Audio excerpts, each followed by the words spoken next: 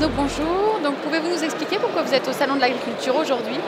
Mais c'est le soir où l'on remet le 3e prix de la Fondation du patrimoine pour la biodiversité, qui est sponsorisé par CEVA. Pouvez-vous nous expliquer pourquoi CEVA s'engage depuis 3 ans pour la préservation du patrimoine vivant?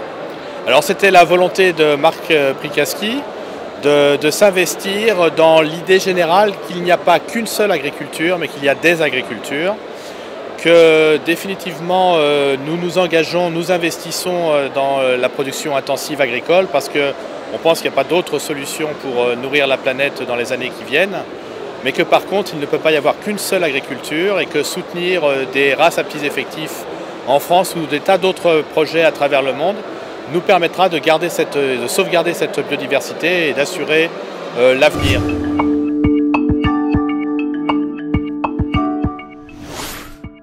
Donc, je m'appelle Gilles Delas et on travaille sur la race béarnaise avec Geneviève Simora, ma femme, et son papa Bernard Simora, qui lui fait ça depuis une trentaine d'années.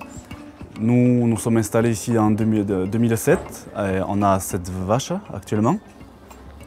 Et le projet, ça serait d'arriver à une trentaine de vaches d'ici 5 à 10 ans. Avant la guerre, il y avait 140 000 têtes, voilà, et aujourd'hui on est à 252 têtes, donc une situation alarmante pour cette vache. C'est un capital génétique à conserver, tout comme la basadaise l'aubrac. Elle a des capacités à exploiter des terrains, elle a une rusticité, une facilité de vélage. Voilà, en travaillant avec des vaches qui packagent de l'herbe, on obtient une viande avec beaucoup plus d'oméga 3 et une qualité donc très recherchée actuellement. Et on a commencé à travailler avec un boucher qui valorise la viande de veau, la viande de vache, en partenariat aussi avec un restaurant, un grand chef qui est passé par l'Élysée, qui lui sait exploiter comme il faut les qualités de cette race. Notre objectif, c'est justement de développer la vente directe au consommateur qui lui recherche une viande de qualité. Également, dans notre projet est inclus l'achat d'une chambre froide parce qu'on sait que plus une viande reste au froid, plus elle est tendre. Voilà, en cours actuellement donc un bâtiment aussi pour loger un peu mieux, travailler un peu mieux avec une autre facilité.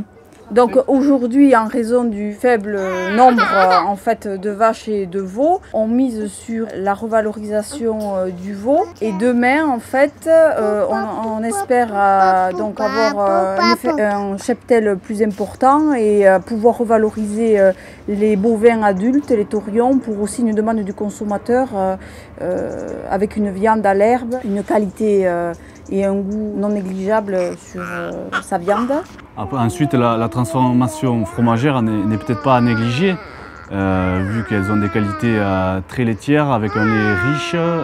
Ça peut être très complémentaire avec du fromage mixte ou peut-être pur. Ce prix est une récompense pour tous les éleveurs qui, depuis des années, travaillent sans relâche. Comme mon beau-père Bernard Simora qui depuis les années 80 a été au fin fond de la vallée d'Aspe pour rechercher une ou deux vaches, pour pouvoir puiser un mâle et renouveler un peu tout ça. Et sur le plan national, j'espère qu'on aura une retombée formidable, mais je pense que c'est que du positif qui est à venir. Il a fallu qu'on soit passionné et vraiment soudé et que son papa puisse nous aider aussi et vivre cette passion au quotidien.